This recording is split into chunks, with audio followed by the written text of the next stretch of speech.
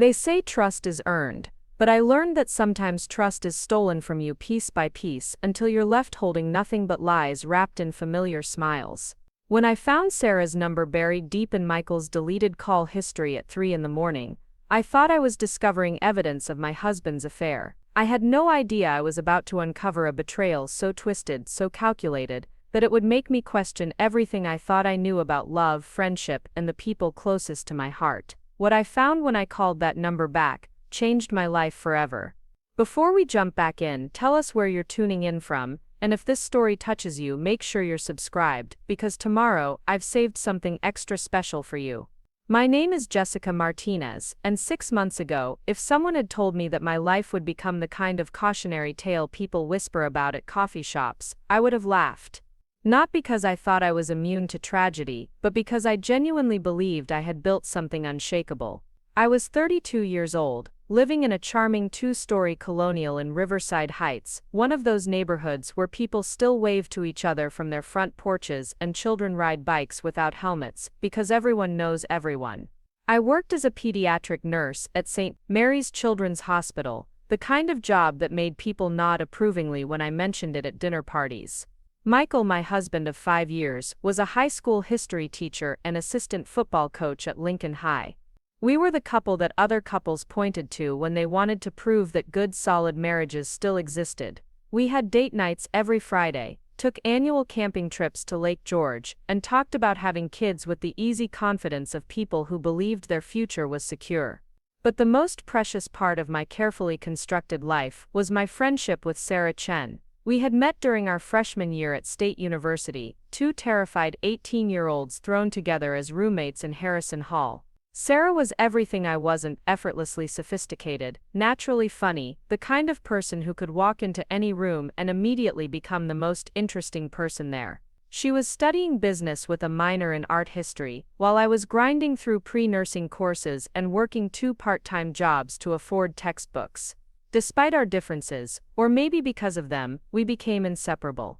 Sarah helped me through organic chemistry, while I taught her how to do laundry without turning everything pink. She bought me my first expensive dress for sorority formal, while I held her hair back during her first and last experiment with tequila shots. When Sarah's parents went through a bitter divorce our junior year, she practically lived in our dorm room for 3 months. When I had to have emergency appendix surgery senior year, Sarah slept in an uncomfortable hospital chair for 4 nights straight. After graduation, we promised each other we wouldn't become one of those friendship casualties where distance and busy lives slowly eroded what we had built. Sarah moved to Chicago for a consulting job with McKinsey, while I started working at hospitals in upstate New York. We texted constantly, called each other every Sunday without fail, and planned elaborate reunion trips twice a year.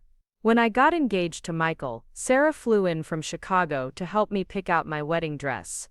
When she got promoted to senior consultant, I drove 8 hours to celebrate with her at some trendy rooftop bar where the drinks cost more than I made in a day. Sarah was my maid of honor, giving a speech that made everyone cry and laugh in equal measure. She talked about how I was the most loyal person she knew, how I had a gift for seeing the best in people, and how Michael was the luckiest man alive to have found someone who loved as deeply and purely as I did. I remember looking at her standing there in her elegant navy dress, her black hair perfectly styled, holding her champagne glass with the kind of natural grace that made everything look effortless, and thinking that I was the lucky one. Not everyone gets a friend who knows all your worst moments and loves you anyway. 2 years ago, Sarah made a decision that changed everything, though I didn't understand the significance at the time. She left her high-powered consulting job in Chicago and moved back to our area, accepting a position with a smaller firm in Albany. She said she was tired of the corporate rat race, tired of living in a city where she knew no one well enough to call in an emergency. She wanted to be closer to the people who mattered, she said. She wanted to build a real life instead of just a successful career. I was thrilled. Michael and I helped her find a cute apartment downtown, about 20 minutes from our house. We spent weekends exploring antique shops to furnish her new place, introducing her to our favorite restaurants, and gradually folding her into our social circle. Sarah had always been charming, but I was amazed by how quickly she integrated herself into our community. She joined our book club, started attending the same yoga studio I frequented, and even began volunteering at the animal shelter where Michael and I fostered rescue dogs. Within 6 months, it felt like Sarah had always been part of our Riverside Heights life. She knew our neighbors by name, had opinions about the best pizza place in town, and could navigate the grocery store layout better than some people who had lived here for decades. Michael, who had initially been a little intimidated by my sophisticated city friend, relaxed around her completely. They discovered a shared love of old movies and craft beer, spending lazy Sunday afternoons, debating the merits of different IPAs, while I graded papers or caught up on medical journals. Our friendship evolved in ways that felt natural and wonderful. Instead of scheduled phone calls and planned visits, Sarah became part of the fabric of my daily life. She would stop by after work with takeout from our favorite Thai place, knowing that I had pulled a double shift and wouldn't feel like cooking. I would text her when I saw something funny during my commute, knowing she would appreciate the absurdity of hospital life. We fell back into the easy intimacy we had shared in college, finishing each other's sentences and communicating through glances across crowded rooms. Michael seemed genuinely happy to have Sarah around. He had grown up as an only child, and often said that having her nearby was like gaining the sister he never had. The three of us developed comfortable routines: Friday night movie marathons at our house, Saturday morning farmers market trips, Sunday brunch at the little cafe downtown that made the best pancakes in 3 counties. Sarah had a key to our house, knew where we kept the spare dog leashes, and could operate our temperamental coffee machine better than most of our relatives. Looking back now, I can see moments that should have raised red flags, but at the time they seemed like natural expressions of growing friendship. Sarah started buying Michael little gifts: craft beer from breweries she discovered, books about military history that aligned with his teaching interests, tickets to baseball games when his favorite team came to town. She remembered details about his work stress and family dynamics, asking thoughtful follow-up questions about his difficult students or his mother's ongoing health issues. Sarah also began spending more time at our house when I was working late shifts at the hospital. She would text me photos of her and Michael cooking dinner together, or watching some documentary I had no interest in. Initially, I felt grateful that Michael had company during the long hours when my job kept me away from home. Nursing, especially pediatric nursing, often meant unpredictable schedules and emotional exhaustion. Knowing that 2 of my favorite people were keeping each other entertained made me feel less guilty about missing dinner plans or falling asleep immediately after getting home from particularly difficult shifts. Sarah also became increasingly interested in the details of my marriage. She would ask probing questions about Michael's moods, his work satisfaction, our future plans for children. When I mentioned small disagreements or moments of frustration, she listened with the intensity of someone conducting research rather than offering casual support. She had opinions about everything, from our communication patterns to our financial decisions, always framed as loving concern for my happiness. I should have noticed that Sarah's romantic life remained mysteriously absent during this period. In Chicago, she had dated regularly, often regaling me with stories about awkward first dates or promising second encounters that somehow never developed into anything serious. Since moving back, she claimed to be taking a break from dating, focusing on her career transition and rebuilding her social life. When I suggested introducing her to single friends or coworkers, she always had excuses: too busy with work, not ready for anything serious, perfectly happy being single for a while. The first crack in my perfect world appeared on a Tuesday evening in early March. I had been working a particularly brutal stretch of shifts, covering for a colleague who was out with pneumonia. For 3 days straight, I had been at the hospital for 12 to 14 hours, coming home exhausted and emotionally drained from dealing with sick children and worried parents. Michael had been understanding and supportive, taking over household responsibilities and bringing me dinner at the hospital when he could. That Tuesday, I was supposed to work until 11, but a staffing change allowed me to leave at 8. I was so excited about the prospect of getting home at a reasonable hour that I forgot to text Michael to let him know about the schedule change. I wanted to surprise him, maybe order pizza from his favorite place, and actually have a conversation that didn't revolve around my exhaustion. When I pulled into our driveway, I noticed Sarah's car parked on the street. This wasn't unusual. She often kept Michael company when I worked late. What struck me as odd was that all the lights in the house were off except for the soft glow coming from our bedroom window. Michael and Sarah typically hung out in the living room or kitchen, watching movies or playing board games. I couldn't think of any reason they would be upstairs. I used my key to enter through the front door, calling out a cheerful hello as I kicked off my shoes and dropped my purse on the hallway table. The house was quiet, which seemed strange if Michael and Sarah were watching a movie or having one of their lengthy conversations about craft beer or military history. I called out again, louder this time, but received no response. The silence felt heavy and wrong as I climbed the stairs toward our bedroom. The old wooden steps creaked under my feet, a sound that usually announced my presence throughout the house. I paused at the top of the stairs, listening for voices or the sound of the television, but heard nothing except the familiar hum of our aging central air system. The bedroom door was slightly ajar, allowing a thin slice of warm light to spill into the hallway. I approached slowly, something in my gut warning me that I wasn't going to like what I found. As I got closer, I could hear voices, low and intimate, the kind of conversation people have when they believe they are completely alone. I stopped just outside the door, my hand frozen halfway to the doorknob.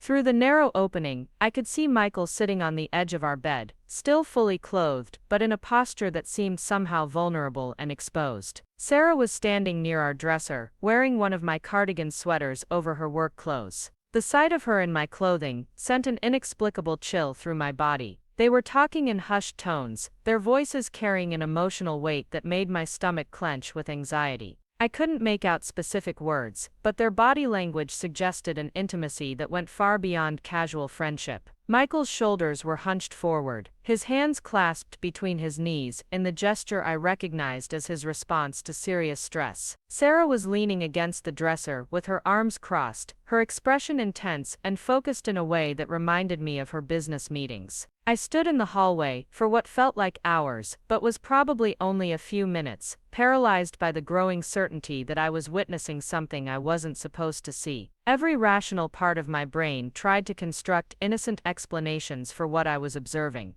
Maybe Michael was dealing with a problem at school and needed Sarah's professional advice. Maybe one of them had received bad news and needed emotional support. Maybe they were planning a surprise for my birthday, which was still 2 months away. But none of those explanations could account for the charged atmosphere I sensed even from my position in the hallway. There was something electric and secretive about their interaction, something that made my skin prickle with the kind of instinctive warning that comes from recognizing danger before your conscious mind can process it. Finally, I forced myself to push open the door, stepping into my own bedroom like an intruder. Michael and Sarah looked up at me with expressions that confirmed every terrible suspicion I hadn't even allowed myself to fully form. Michael's face went through a rapid sequence of emotions, surprise, guilt, and then a forced casualness that looked like a mask sliding into place. Sarah's reaction was more controlled, but somehow more telling. For just a split second, before she managed to arrange her features into a welcoming smile, I saw something that looked almost like annoyance at the interruption. "Jessica," Sarah said, her voice bright with artificial enthusiasm. "You're home early. We were just talking about the spring fundraiser for the animal shelter." Michael had some great ideas about getting the high school kids involved. Michael stood up quickly, running his hands through his hair in a gesture that usually indicated nervousness. "Hey babe. How was work? I thought you weren't getting off until 11. I looked between them, noting details that my nursing training had taught me to observe the way Michael wouldn't quite meet my eyes. The slight flush in Sarah's cheeks, the fact that they both seemed to be standing a little too far apart, like they had quickly moved away from each other when they heard me coming up the stairs. "Staffing changed," I said slowly. "I was able to leave early. I wanted to surprise you." "Well, mission accomplished," Michael said, his laugh sounding forced and hollow. "We're definitely surprised." Sarah moved toward me with her arms extended for a hug, and I found myself stepping backward instinctively. She paused, looking hurt by my reaction. "Are you okay, Jess? You look exhausted." "I am exhausted," I said, which was true but not the whole truth. What I felt was something much more complex than physical tiredness. It was the exhaustion that comes from trying to process information that doesn't fit with everything you thought you knew about your life. "You should get some rest," Sarah said, gathering her purse from our dresser. "I was just heading out anyway." Michael, thanks for listening. I really appreciate having someone to talk things through with. She kissed my cheek as she passed, the same casual gesture she had performed hundreds of times over the years of our friendship. But this time something about it felt different. Performative, like she was demonstrating our normal intimacy for Michael's benefit rather than expressing genuine affection for me. After Sarah left, Michael and I went through our usual evening routine with a careful politeness that felt strange and artificial. He asked about my day at the hospital, and I told him about the new admission in the cardiac unit and the successful surgery for the little girl with appendicitis. He updated me on his difficult sophomore class and the upcoming state assessment that had all the teachers stressed. We brushed our teeth side by side at the bathroom sink, the same way we had done nearly every night for 5 years, but the comfortable intimacy felt hollow and fragile. As we got ready for bed, I found myself watching Michael with new attention, looking for signs of guilt or deception that I might have missed. He seemed nervous, more talkative than usual, filling the silence with observations about work and plans for the weekend that felt like he was trying too hard to appear normal. When he kissed me goodnight, it felt perfunctory, like he was checking off an item on a list of husbandly duties. I lay awake for hours that night, staring at the ceiling and trying to make sense of what I had witnessed. Logically, I knew that Michael and Sarah were friends, that they had legitimate reasons to spend time together, that close friendships often involved intimate conversations and emotional support. But something about the scene in our bedroom had felt wrong in a way I couldn't articulate or dismiss. The next morning, I called Sarah during my lunch break, needing to hear her voice and hopefully dispel the growing unease that had been building since the previous evening. She answered on the second ring, sounding cheerful and normal. "Hey stranger, how are you feeling today? You seemed really wiped out last night." "Better," I said, though I wasn't sure that was true. "Sarah, can I ask you something?" "Of course, what's up?" I hesitated, unsure how to frame my concerns without sounding paranoid or accusatory. "Last night, when I came home, you and Michael seemed like you were having a pretty serious conversation. Is everything okay?" There was a pause that lasted just a beat too long. "Oh, that. Yeah, I've just been dealing with some work stuff. You know how it is when you're trying to prove yourself at a new company." Michael's a good listener, and since you've been so busy at the hospital, I didn't want to burden you with my professional drama. Her explanation was reasonable, but something about her tone felt rehearsed, like she had been preparing for this question. "What kind of work stuff?" "Just boring corporate politics. My boss has been micromanaging some of my projects, and I've been second-guessing my decision to leave Chicago." Michael helped me put things in perspective. Another pause. "I hope you don't mind that I've been leaning on him for support. I know how tired you've been, and I didn't want to add to your stress." I wanted to believe her explanation, but something about the conversation felt off. Sarah had always been direct about her problems, never hesitating to vent about difficult colleagues or challenging projects. The idea that she would suddenly become protective of my stress levels seemed out of character. "Of course I don't mind," I said finally. "I'm glad you have someone to talk to. I just want to make sure you're okay." "I'm fine, Jess. Really, and thank you for sharing Michael. I know how lucky I am to have friends who care about me." After we hung up, I sat in the hospital break room staring at my untouched sandwich, unable to shake the feeling that Sarah's gratitude for sharing Michael carried implications I didn't want to examine too closely. Over the next few weeks, I began paying attention to things I had previously taken for granted. Preparing and narrating this story took us a lot of time, so if you are enjoying it, subscribe to our channel. It means a lot to us. Now back to the story. The frequency of Sarah's visits to our house when I was working late, the way Michael's mood seemed to improve on days when he knew Sarah would be coming over, the inside jokes and references that seemed to have developed between them during my absences. I also noticed changes in Michael's behavior that were subtle but consistent. He had started paying more attention to his appearance, buying new clothes and spending extra time styling his hair in the morning. He seemed more conscious of his phone, keeping it face down during dinner and taking it with him when he went to the bathroom or stepped outside to take out the trash. When it rang or buzzed with notifications, he would glance at it with an expression I couldn't quite read, something between anticipation and anxiety. Sarah's behavior was changing too, though in different ways. She had become more interested in my work schedule, asking detailed questions about my upcoming shifts and whether I expected to work late. She seemed to have an uncanny ability to show up at our house during my busiest periods at the hospital, always with some reasonable excuse. She was in the neighborhood, she had leftover food to share, she needed to borrow something.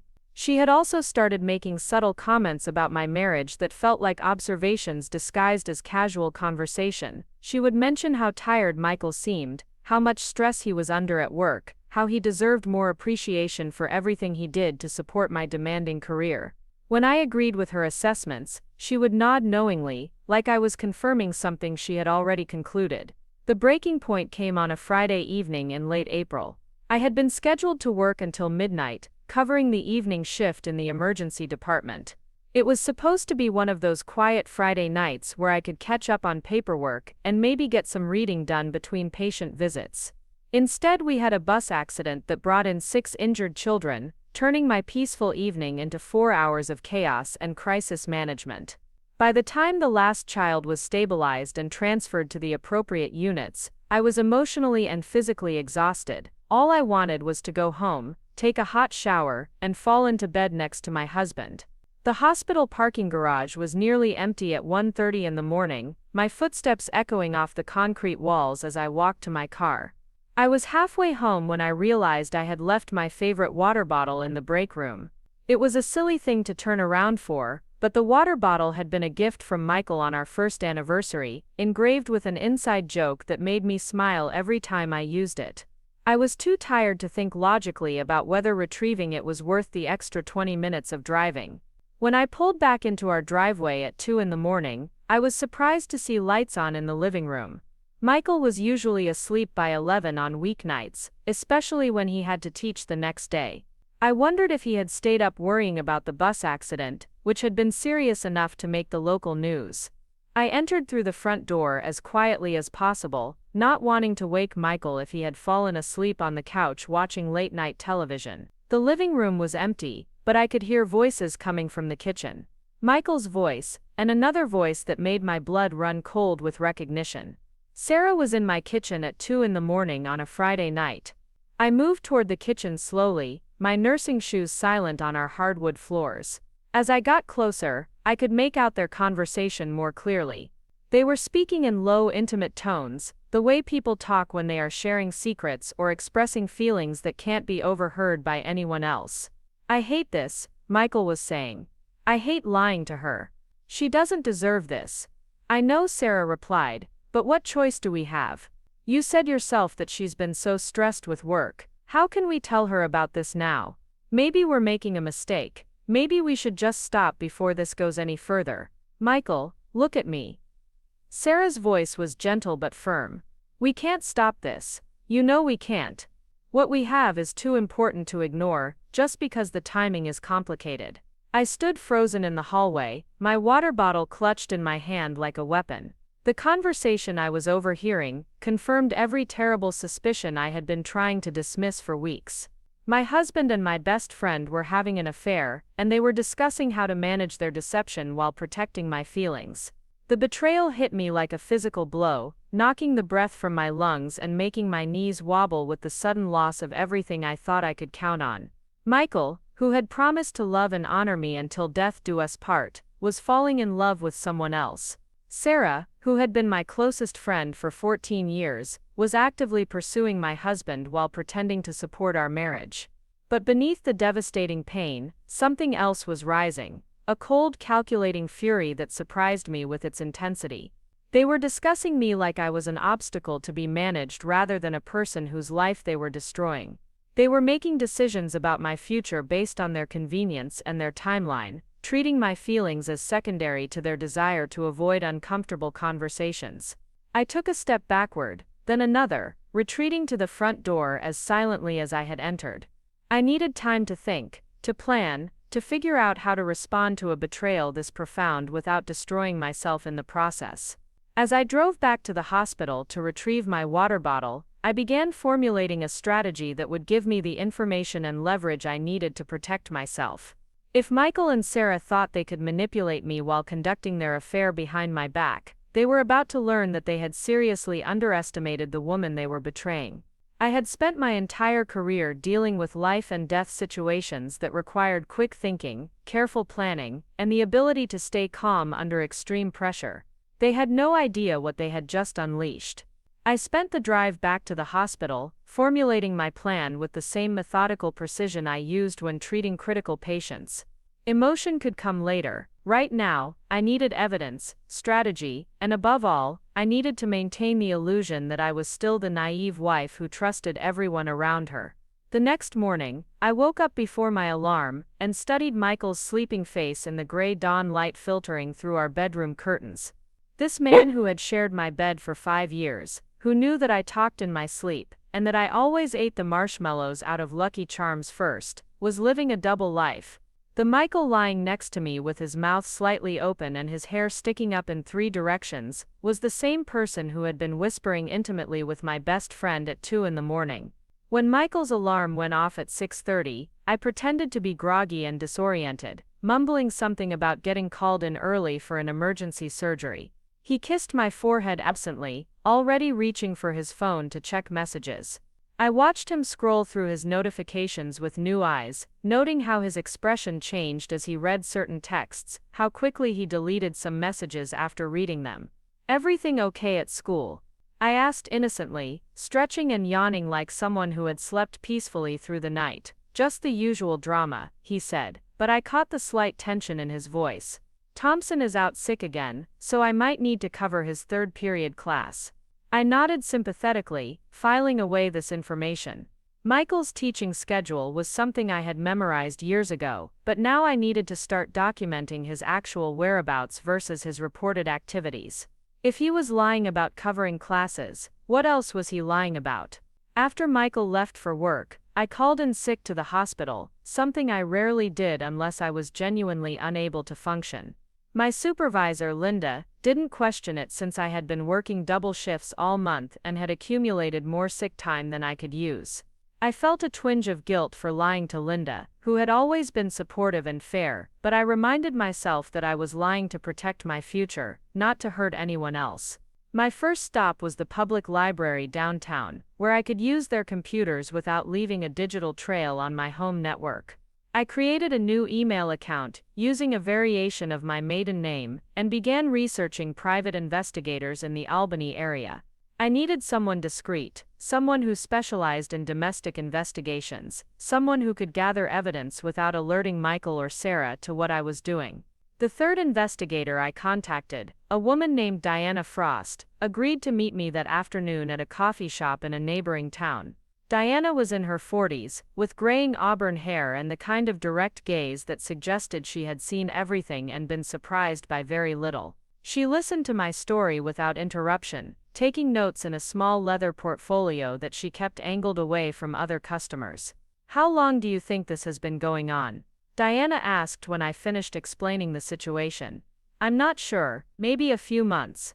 Sarah moved back to the area about 2 years ago, but the behavior changes I've noticed have been more recent."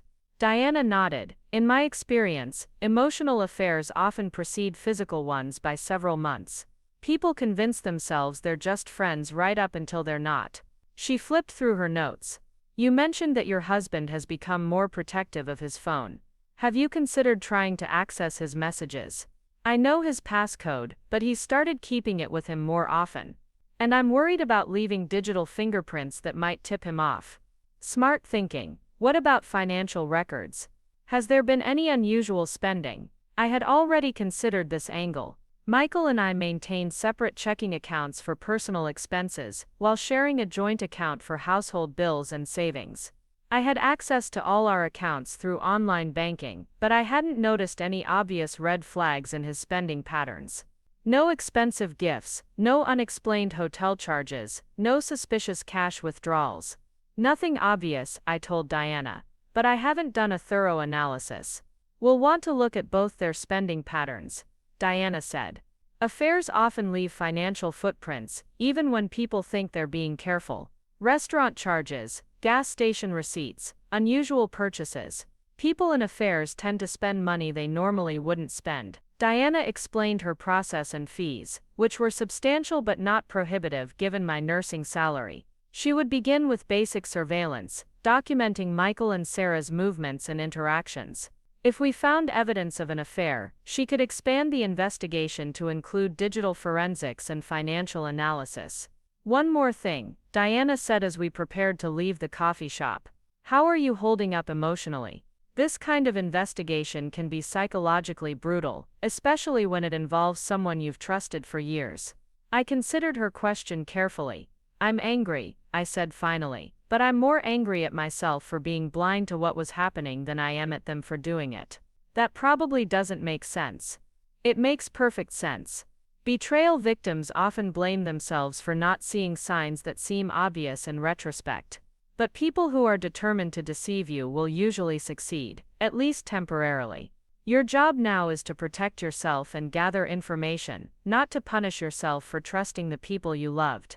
That evening, I implemented the first phase of my counter-surveillance strategy. I told Michael I was picking up extra shifts at the hospital for the next 2 weeks to help cover for a colleague who was having family problems. This would give me freedom to move around during times when I was supposedly at work, while also providing a plausible explanation for any changes in my behavior or schedule. Michael seemed genuinely sympathetic to my increased workload, offering to handle more household responsibilities, and suggesting that we postpone our planned weekend trip to his parents' house. His concern felt authentic, which made his deception even more painful.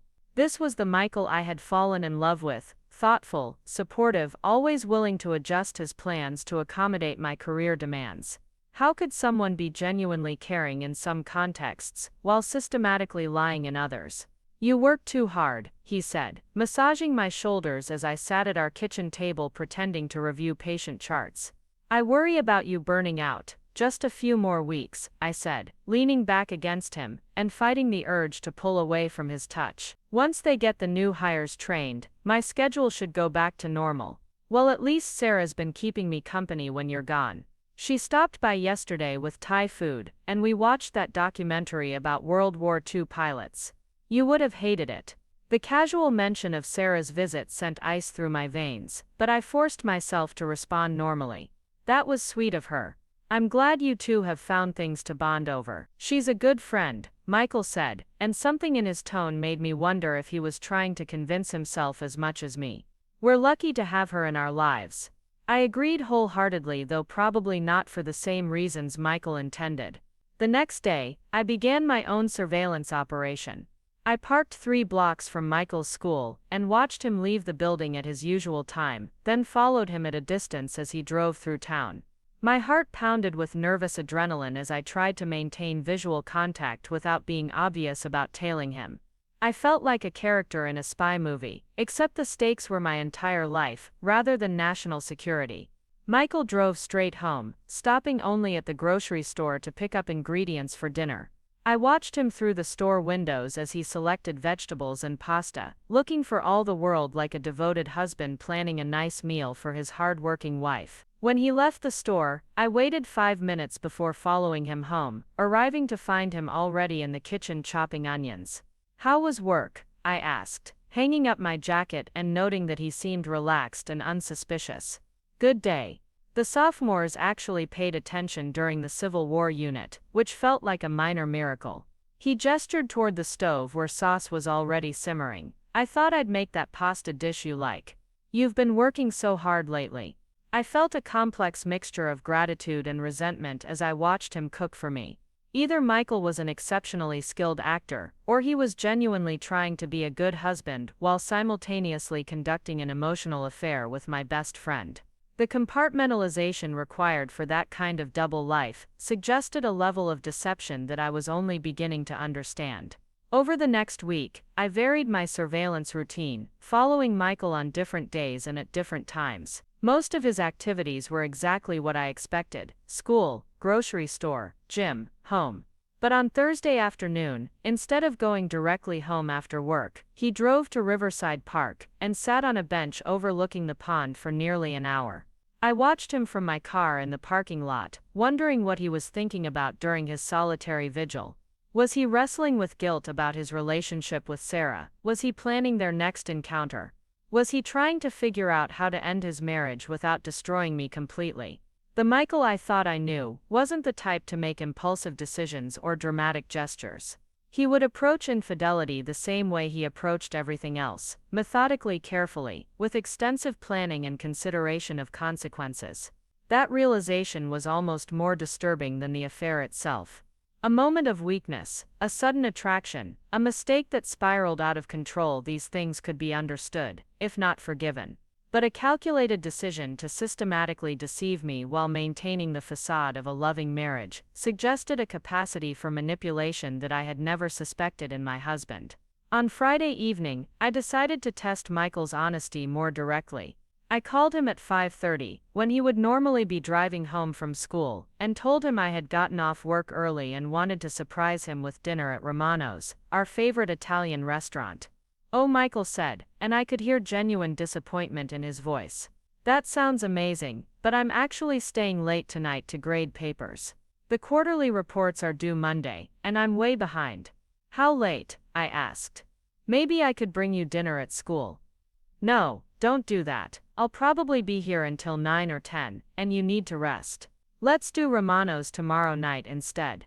I agreed cheerfully, then immediately called Diana to let her know that Michael would supposedly be at school until late.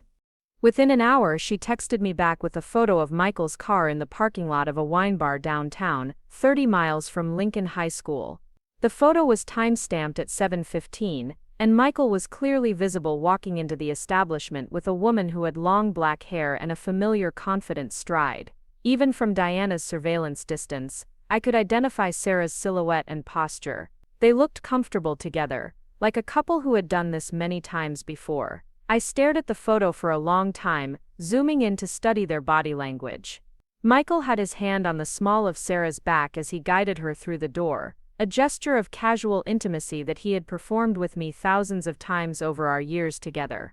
Sarah was laughing at something he had said, her head tilted back in genuine amusement. They looked happy. They looked like they were in love. Diana followed them for the rest of the evening, documenting their dinner at an upscale restaurant I had never been to, their walk along the riverfront downtown, and their eventual departure in separate cars at 11:30. She noted that they seemed careful to avoid obvious displays of affection in public, but their conversation appeared intense and emotional throughout the evening. Michael arrived home at midnight, apologizing for being later than expected and explaining that he had grabbed a quick dinner at the diner near school before finishing his grading. He seemed tired but not guilty, kissing me goodnight with what felt like genuine affection. "How was your evening?" he asked as we got ready for bed. "Quiet. I ordered Chinese food and caught up on some medical journals. Very exciting stuff. Well, at least one of us had a relaxing night. I'm wiped out." I lay awake next to my sleeping husband, processing the evidence Diana had gathered. Michael wasn't just having an emotional affair. He was conducting a full romantic relationship complete with elaborate date nights and careful deception. The level of planning and coordination required for this kind of sustained deception suggested that both Michael and Sarah were deeply invested in their relationship and willing to go to significant lengths to protect it. The next morning, I called Sarah to test her side of the story. "Hey Jess, how are you holding up with all these extra shifts?" "Exhausted, but the overtime pay is nice. What did you do last night?" "I was too tired to call anyone. Oh, just a quiet night at home. I opened a bottle of wine, ordered some takeout, and binged that new Netflix series everyone's talking about. Sometimes boring evenings are exactly what you need, you know." Sarah's lie was delivered with the same casual confidence she had always used when telling me about her day. There was no hesitation, no verbal tells that might indicate deception. She had become comfortable lying to me, which suggested that this wasn't a recent development. "Sounds perfect. I'm jealous." Michael stayed late at school grading papers, so I had the house to myself too. "It's nice when you both get some independent time," Sarah said. "Relationships need space to breathe." I almost laughed at the irony of Sarah giving me relationship advice while actively undermining my marriage, but I managed to keep my voice neutral and supportive. "You're so wise about these things. I don't know what I'd do without your perspective." "That's what friends are for," Sarah said warmly. "Speaking of which, are you free for lunch tomorrow? I feel like we haven't had real girl time in weeks." I agreed to meet Sarah for lunch, already planning how I would use the opportunity to gather more information about her relationship with Michael. If they were going to lie to me, I was going to become very skilled at extracting truth from their deceptions. Sunday lunch with Sarah took place at Café Luna, a trendy spot downtown that specialized in overpriced salads and artisanal coffee. Sarah looked radiant in a way that immediately caught my attention. Her skin was glowing, her hair was perfectly styled, and she was wearing a new dress that I didn't recognize. She looked like a woman who was happy about something significant in her life. "You look amazing," I told her as we settled into our booth near the window. "Is that a new dress? This old thing?" Sarah laughed, smoothing the fabric across her lap. "I've had it forever. I just don't get many opportunities to dress up anymore." Another lie. I had known Sarah for 14 years and had never seen that dress before. It was an expensive-looking navy blue wrap dress that flattered her figure and complemented her coloring perfectly. Sarah had always been fashionable, but this dress suggested a special occasion or a desire to impress someone specific. "Well, you're glowing. You seem really happy lately." "I am happy," Sarah said, and for a moment her expression was completely genuine. "I know this sounds corny, but I feel like my life is finally falling into place. Moving back here was the right decision. I'm so glad. You seem more settled than you've been in years." "I think I'm just in a better headspace. I was so focused on career advancement in Chicago that I forgot what it felt like to prioritize relationships and personal happiness." Sarah's words carried layers of meaning that made my chest tighten with suppressed anger. She was talking about prioritizing relationships while actively destroying mine. She was celebrating personal happiness that came at the expense of my marriage and our friendship. "Have you been dating anyone?" I asked, keeping my tone light and curious. "You've been so secretive about your romantic life since you moved back." Sarah's cheeks flushed slightly, and she looked down at her salad. "Not really dating per se, but there is someone I've been spending time with." My pulse quickened. Sarah was about to volunteer information about her relationship with Michael, possibly because she wanted to confide in someone and couldn't resist the opportunity to talk about her happiness. "Tell me everything. Who is he? How did you meet?" "It's complicated," Sarah said, still not meeting my eyes. "He's someone I've known for a while, but we only recently realized we had feelings for each other." "Complicated how?" Sarah was quiet for a long moment and I could see her weighing how much to reveal. "He's not exactly available right now. There are some situational obstacles that we're trying to work through." I wanted to scream. Sarah was describing her affair with my husband as a romantic challenge, a situation with obstacles to be overcome rather than a betrayal that was destroying people's lives. She was casting herself as the patient lover waiting for circumstances to align, rather than the homewrecker who was actively creating those circumstances. "Sarah, are you talking about a married man?" Her silence was confirmation enough. "Oh honey," I said, putting as much concern and disappointment into my voice as possible. "Are you sure that's a good idea? I mean, I know you're happy, but what about his wife? What about the complications this could create?" "It's not that simple," Sarah said defensively. "You don't understand the situation. He's not happy in his marriage. They've grown apart, become more like roommates than husband and wife. I'm not breaking up a happy home." Every word out of Sarah's mouth made me angrier, but I forced myself to maintain the role of concerned friend rather than betrayed wife. Sarah was rewriting the narrative of my marriage to justify her actions, convincing herself that she was rescuing Michael from an unfulfilling relationship rather than destroying a partnership that had been working just fine until she decided to interfere. "But he's still married," I pressed. "Doesn't that make you feel guilty?" "Of course it does," Sarah said, and for the first time she sounded genuinely conflicted. "I never intended for this to happen, but sometimes you can't control who you fall in love with, Jess. Sometimes life puts someone in your path who changes everything, and you have to decide whether to fight it or embrace it." "What does he say about his marriage? Is he planning to leave his wife?"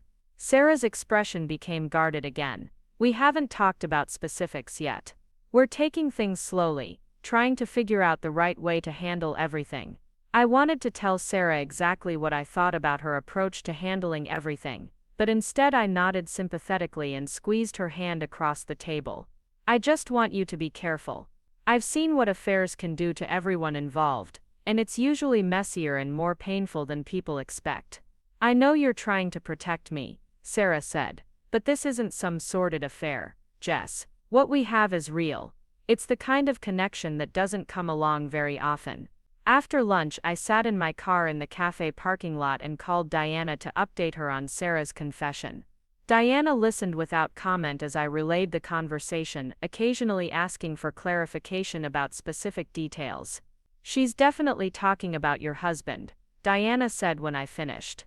The timeline matches, and her description of him being unhappy in his marriage is classic affair justification. People convince themselves that they're saving someone rather than stealing them. What's our next step? I'm going to expand surveillance to include Sarah's apartment and workplace. If they're meeting regularly, I'll document it. I'm also going to start working on accessing their digital communications. Text messages, emails, social media interactions. That's usually where people are most careless about hiding evidence. How long do you think this will take? Based on what you've told me, they're not being particularly careful about their operational security. I'd estimate 2 weeks to build a comprehensive case.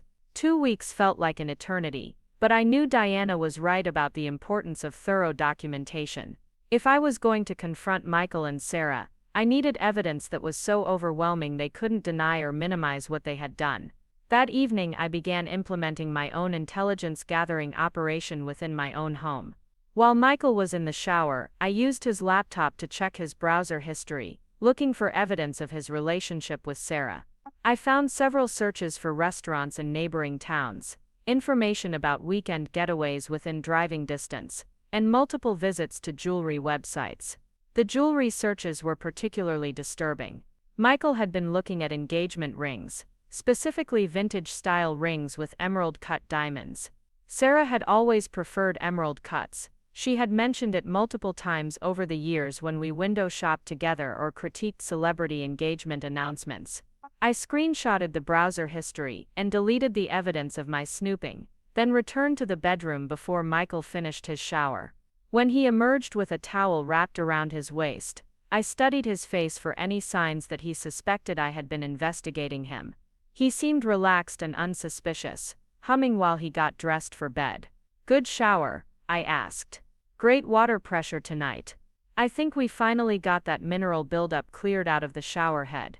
Such a normal domestic conversation. Such an ordinary moment in what appeared to be an ordinary marriage. Michael had become skilled at compartmentalizing his double life, treating me with the same casual affection he had always shown while secretly planning a future with someone else. Over the next week, Diana's surveillance operation began producing a steady stream of evidence. Photos of Michael and Sarah, meeting for coffee at a cafe 45 minutes from our house. Video of them holding hands while walking through a park in a neighboring county. Documentation of Sarah visiting Michael's school during his lunch break, staying for over an hour before leaving through a back exit. The most damning evidence came when Diana managed to photograph them kissing in Michael's car after what appeared to be another clandestine dinner date. The photos were taken with a long-range lens, but the images were clear enough to show Michael's hands tangled in Sarah's hair and the passionate intensity of their embrace. Seeing visual confirmation of their physical relationship hit me harder than I had expected. I had known intellectually that Michael and Sarah were having an affair, but seeing them together as lovers rather than friends made the betrayal feel immediate and visceral. This wasn't just an emotional connection that had gotten out of hand. This was a full romantic and sexual relationship that they had been conducting while lying to my face every single day. Diana also discovered that Sarah had been telling her coworkers at the consulting firm that she was in a serious relationship with someone she couldn't yet introduce publicly due to complicated circumstances. She had been sharing details about romantic dates and future plans with colleagues who didn't know me or Michael, creating a separate social circle where she could be honest about her feelings without worrying about exposure. The final piece of evidence that Diana uncovered was financial. Michael had opened a new credit card account that I didn't know about, using it to pay for all his activities with Sarah.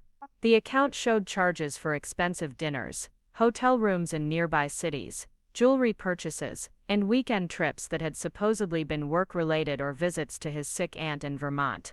He's been planning this relationship very carefully, Diana explained during our debriefing meeting. The separate credit card, the distant locations for their dates, the careful timing to avoid your work schedule. This isn't an impulsive affair that got out of hand. This is a systematic deception that's been going on for at least 6 months. 6 months. Sarah had been sleeping with my husband for 6 months while attending dinner parties at our house, giving me advice about my marriage, and accepting my emotional support during her supposed adjustment to small-town life. What about Sarah? What did you find about her activities? Diana opened another folder and spread out surveillance photos and financial records. She's been just as calculating. She's been researching divorce lawyers, reading about asset protection during marriage dissolution, and looking into real estate in areas where you and Michael couldn't afford to live. The real estate searches were particularly illuminating. Sarah had been looking at expensive houses in exclusive neighborhoods, properties that would require a significant income increase for Michael to afford. She wasn't just planning to steal my husband, she was planning to upgrade his entire lifestyle in ways that I with my nursing salary couldn't provide. There's something else, Diana said, pulling out a final set of documents. Sarah has been talking to a specific divorce attorney, someone who specializes in complex asset division and financial investigation. She's been learning how to protect herself financially if this situation becomes public.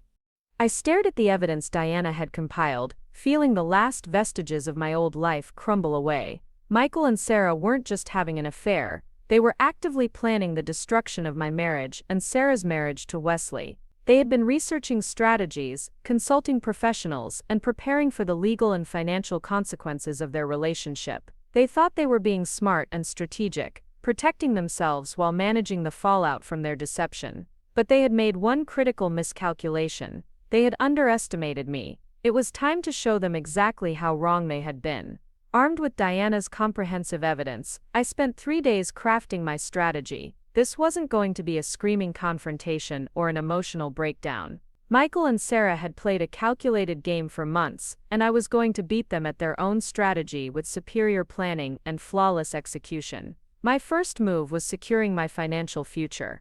I transferred half of our joint savings into a personal account at a different bank, documenting every transaction with detailed notes about the timeline of Michael's deception. I also gathered copies of all our important documents, our mortgage papers, insurance policies, and tax returns, storing them in a safety deposit box that Michael didn't know about. Next, I contacted Catherine Mills, the best divorce attorney in the county, someone Diana had recommended for her aggressive approach to asset protection and infidelity cases. Catherine was a sharp woman in her 50s who had built her reputation on ensuring that cheated spouses didn't get financially destroyed by their unfaithful partners. "This is one of the most thoroughly documented cases I've seen," Catherine said, reviewing Diana's evidence file. "Your husband and his mistress made virtually every mistake possible from a legal standpoint. The secret credit card alone gives us grounds for significant financial penalties." Catherine explained that Michael's financial deception would work heavily in my favor during divorce proceedings. The secret spending, the deliberate concealment of assets, and the use of marital funds to support his affair could result in him forfeiting his claim to significant portions of our shared property. "What about Sarah?" I asked. "Can we pursue any legal action against her? Legally, our focus needs to be on your marriage dissolution. But the evidence of her involvement will certainly impact how the court views your husband's behavior." Catherine smiled coldly. "Sometimes the best revenge is simply letting people face the natural consequences of their choices." With my legal and financial protections in place, I moved to the next phase of my plan. I called Michael on Thursday afternoon, timing my call for when I knew he would be between classes. "Hey babe, I just got some great news. My supervisor approved my request for a long weekend. I don't have to work Friday through Monday." "That's amazing. You've been working so hard lately. What do you want to do with your time off?" "Actually, I was thinking we could take a spontaneous trip. Remember that bed and breakfast in Lake Placid we talked about visiting? I checked and they have availability this weekend." There was a pause that lasted just a beat too long. "This weekend is kind of sudden. I have some papers to grade, and I promised the football team I'd review game film with them. The papers can wait, and the team will understand. When's the last time we had a romantic getaway? Just the two of us." Michael's reluctance was palpable, but he couldn't think of a reasonable excuse to refuse without seeming suspicious. "You're right, let me see if I can move some things around." "Perfect, I'll make the reservation. This is going to be exactly what our marriage needs." I had no intention of going to Lake Placid with Michael, but I needed him to believe that we would be away for the weekend, which would force him to cancel whatever plans he had made with Sarah. I wanted to disrupt their routine and create stress in their relationship before implementing the final phase of my strategy. That evening, I called Sarah with devastating news, delivered in a voice shaking with fake emotion. "Sarah, I need you. Something terrible has happened." "Jess, what's wrong? You sound awful." "It's my Aunt Carol in Boston. She had a massive heart attack. She's in intensive care, and they don't think she's going to make it." Aunt Carol was actually in perfect health and living in Arizona, but Sarah had never met her and wouldn't be able to verify the story. I needed an excuse that would explain my absence from town and create an opportunity for Michael and Sarah to spend time together under circumstances I could control. "Oh my God, Jess, I'm so sorry. What can I do? I need to drive to Boston tonight. The doctors say it could be any time now, and I can't live with myself if I'm not there. But Michael has that important school board meeting tomorrow that he can't miss, so he can't come with me." "Of course you need to go. Don't worry about anything here. I'll check on Michael, make sure he's eating and taking care of himself." Perfect. Sarah was volunteering to spend time with Michael during my supposed absence, which meant they would likely use my house for their romantic reunion. A house where I had recently installed a state-of-the-art security system with hidden cameras. "Thank you. I don't know what I'd do without you. You're the best friend anyone could ask for. Just focus on your family. Michael and I will be fine." Friday morning, I called Michael from a hotel room 30 minutes away, using a voice thick with manufactured grief to explain that Aunt Carol had passed away during the night. I would need to stay in Boston through the weekend to help with funeral arrangements and support my cousins through this difficult time. "I'm so sorry, babe. Do you want me to drive up and be with you?"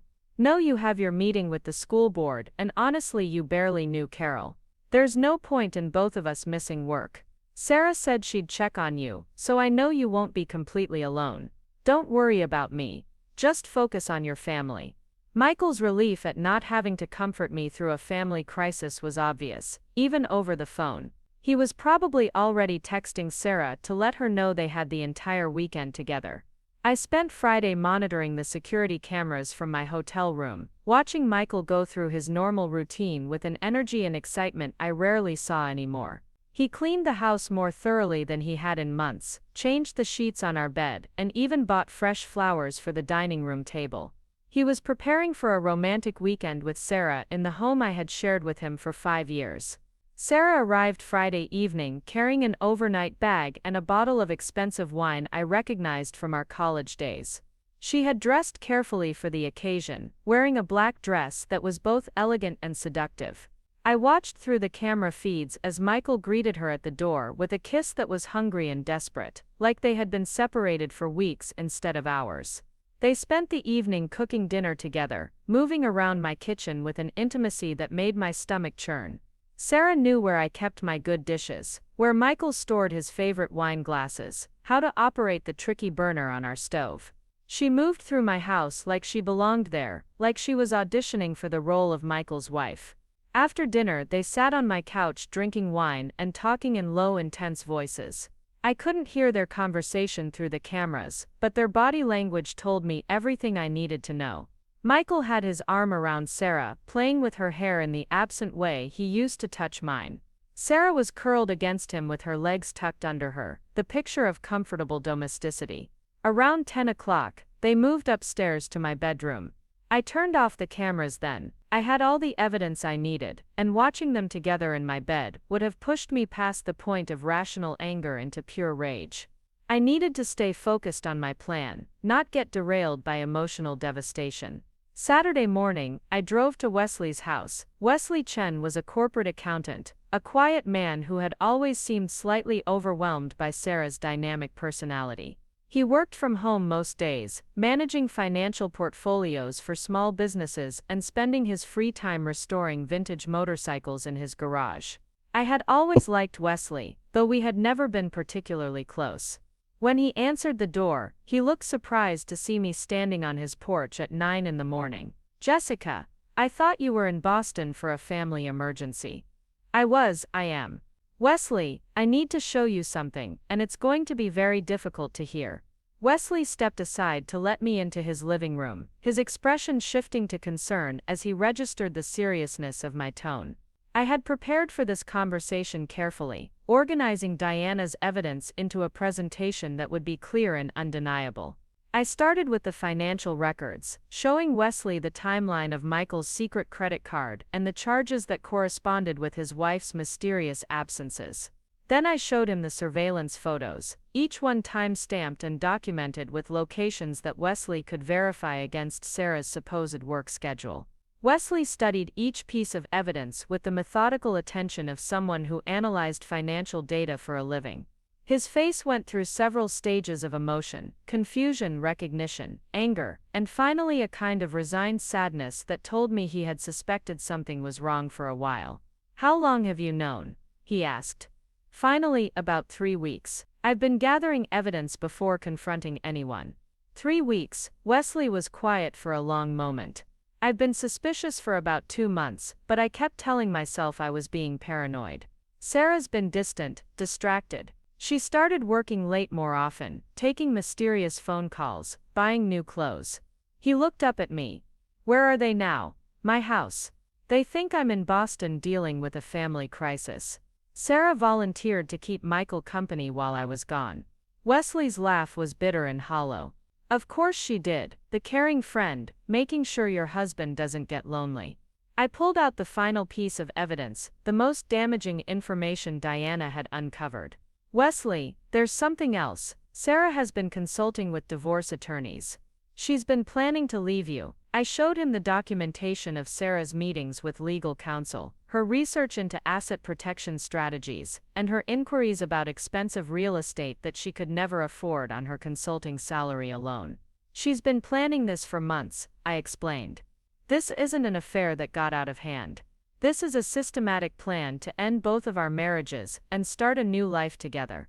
Wesley stared at the evidence for a long time, his hands trembling slightly as he processed the scope of his wife's deception. "What do you want to do about this?" "I want to confront them together. I want them to face both of us at the same time, so they can't lie or manipulate the situation, and I want to do it while they're in my house, believing they're safe and unobserved." Wesley considered my proposal. "You want to catch them in the act. I want to catch them in the lie.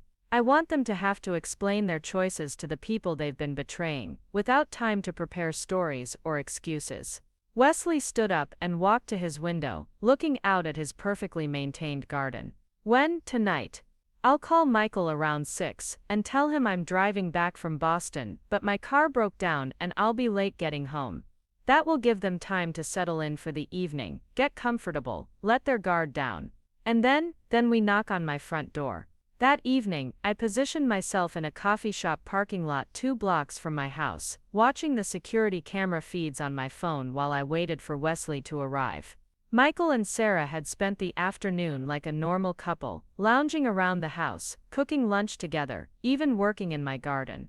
The domestic intimacy of their interaction was more painful than any passionate embrace could have been. At 5:30, I called Michael to set the final trap. "Hey babe, how's the funeral planning going?" "Exhausting. Listen, I'm getting ready to drive home, but my car is making a weird noise. I'm going to stop at a service station and have them check it out, so I'll probably be later than expected." "How much later?" "Maybe 10 or 11. I don't want to drive 3 hours with car trouble." "Of course not, drive safely. I'll wait up for you." "You don't have to do that. I know you're tired. Sarah's still keeping you company, right?" "Yeah, she's here. We're just watching movies and ordering pizza. Nothing exciting." "Good, I'm glad you're not alone. I'll text you when I'm getting close to home." After I hung up, I texted Wesley to let him know the final phase was ready to begin. He arrived at the coffee shop 20 minutes later, looking pale but determined. We sat in his car reviewing our approach, making sure we both understood how the confrontation would unfold. "Are you ready for this?" I asked. "I've been ready since the day I found Sarah's first lie," Wesley replied. I just didn't know what I was getting ready for. At 9 o'clock, we drove to my house in Wesley's car, parking in my driveway behind Michael's car and Sarah's vehicle. The lights were on in the living room, and I could see shadows moving behind the curtains. My heart was pounding, but not with nervousness. I felt calm and focused, like a surgeon preparing for a complex operation. Wesley and I walked to my front door together. I used my key to enter, calling out cheerfully as we stepped into the foyer. "Michael, I'm home early." The car was fine, just a loose belt. I heard scrambling from the living room, urgent whispers and the sound of someone moving quickly. Wesley and I walked calmly toward the living room, giving Michael and Sarah just enough time to compose themselves, but not enough time to create convincing explanations. We found them sitting on opposite ends of my couch, several feet apart, both looking flushed and disheveled. Sarah's hair was messed up, and Michael's shirt was buttoned incorrectly. The wine bottle on the coffee table was nearly empty, and I could see Sarah's overnight bag hastily shoved behind a chair. "Wesley," Sarah said, her voice high with artificial surprise, "what are you doing here?" "I came to see my wife," Wesley said calmly. "Jessica told me you were here keeping Michael company." Michael stood up quickly, running his hands through his hair. "Jessica, you said you wouldn't be home until 11. I said I might be late. I never said I definitely would be." I looked between them, noting how they avoided eye contact with each other and with us. "Did I interrupt something?" "Of course not," Sarah said, but her voice was shaky. "We were just watching a movie." I looked around the living room, taking in the romantic atmosphere they had created. Candles were lit on the mantelpiece, the lights were dimmed, and the remnants of an elaborate dinner were still visible on the dining room table. "Quite a movie setup," I observed. "Wesley, doesn't this remind you of something?" Wesley walked over to Sarah, studying her appearance with clinical detachment. "It reminds me of how you looked when we were dating, except you haven't looked at me like that in months."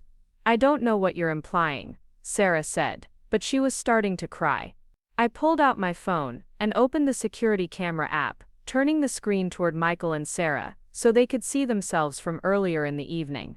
The timestamp showed them kissing passionately in my kitchen at 4:30 in the afternoon. "I installed new security cameras last month," I said conversationally. "They record everything in high definition. Wesley, would you like to see what your wife was doing in my kitchen this afternoon?" Sarah's face went completely white. Michael sat down heavily on the couch, putting his head in his hands. "How long have you known?" Michael asked quietly. "Long enough to hire a private investigator. Long enough to document everything. Long enough to protect myself financially and legally." I sat down across from them, feeling strangely calm. "The real question is how long you two have been planning to destroy our marriages." "We never planned this," Sarah said through her tears. "It just happened." Wesley laughed bitterly. "You consulted with 3 different divorce attorneys, Sarah. You researched real estate in expensive neighborhoods. You opened a secret email account to communicate with Michael. That's not something that just happened. You checked my email." Sarah's voice was incredulous, like Wesley was the one who had violated trust. "I hired the same private investigator Jessica used," Wesley said. "Turns out you two weren't as careful as you thought you were." I pulled out Diana's complete evidence file and set it on the coffee table between us. 6 months of planning, secret credit cards, hidden apartments, elaborate lies to friends and family.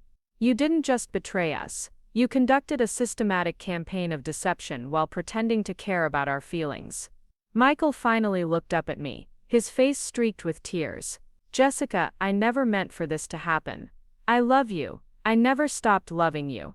But you love Sarah more." He was quiet for a long moment. "Yes." The simple honesty of his admission hit me harder than any elaborate excuse could have. At least he wasn't going to insult my intelligence by claiming this was a mistake or a moment of weakness. "Sarah," Wesley said, his voice deadly calm, "do you love Michael more than you love me?" Sarah looked between Michael and Wesley, probably calculating which answer would cause her the least damage. "Wesley, I care about you. I always will, but what Michael and I have is different. It's deeper, deeper than 14 years of friendship," I said. "Deeper than 5 years of marriage to Michael. Deeper than 4 years of marriage to Wesley. Your love is so deep that it justifies destroying everyone else's life. You don't understand, Sarah said desperately. Michael wasn't happy with you.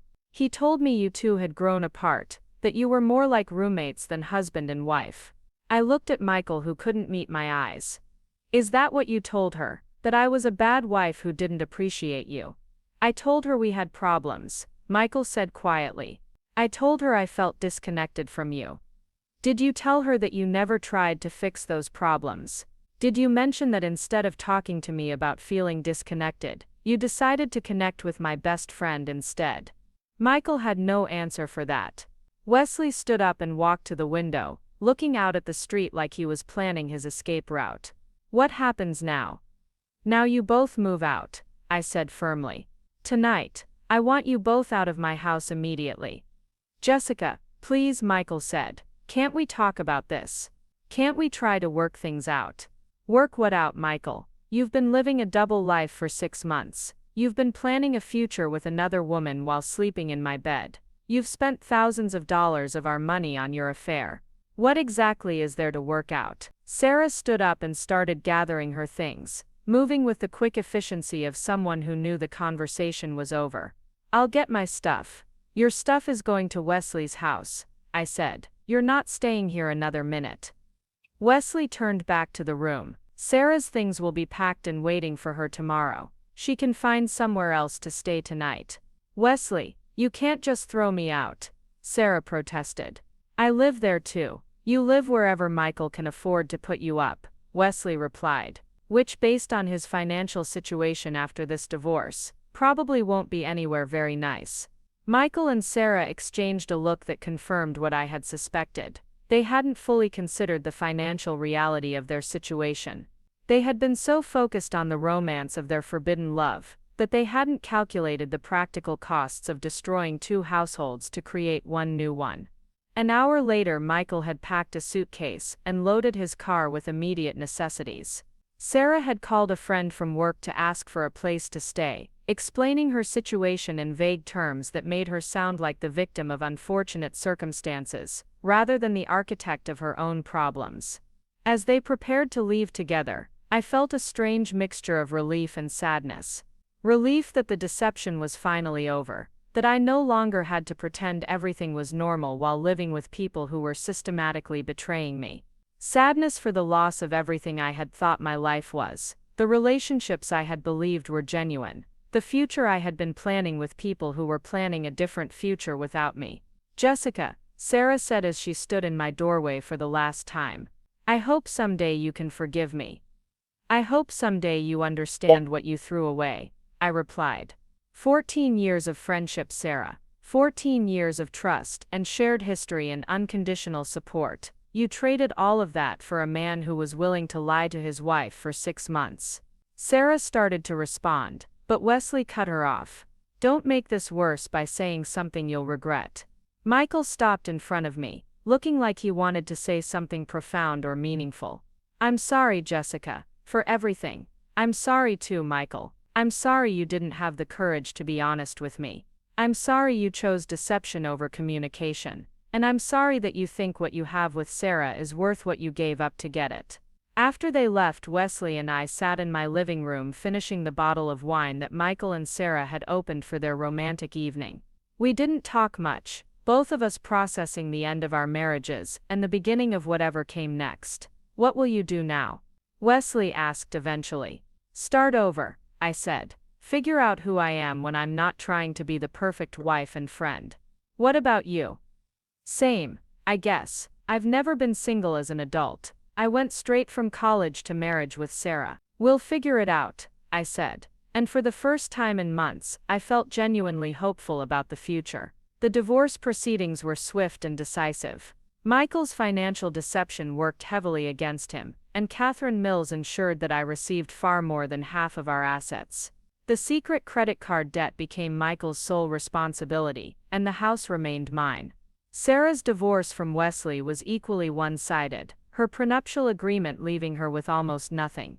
6 months later, I heard through mutual acquaintances that Michael and Sarah had moved to a small apartment in a less expensive part of town.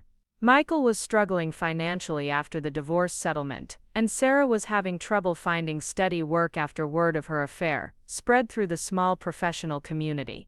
Their grand romance was being tested by the reality of financial stress and social ostracism.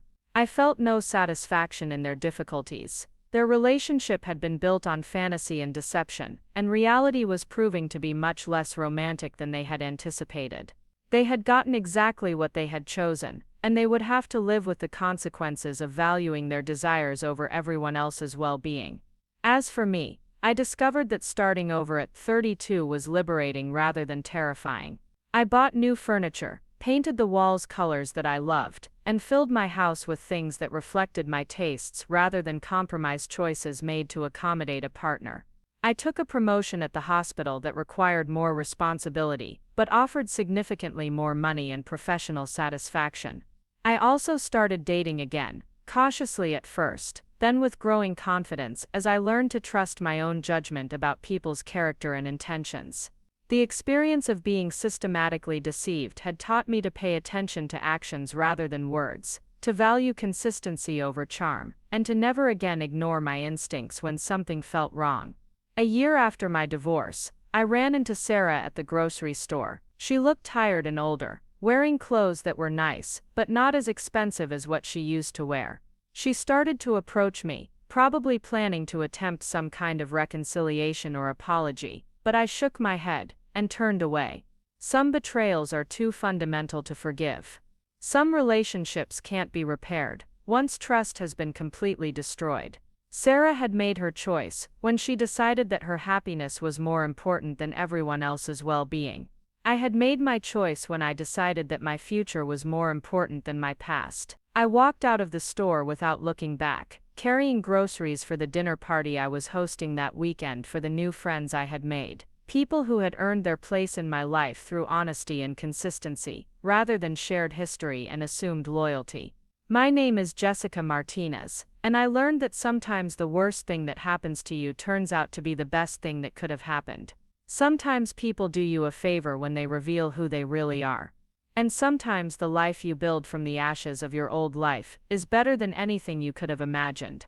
Up next, you've got 2 more standout stories right on your screen. If this one hit the mark, you won't want to pass these up. Just click and check them out.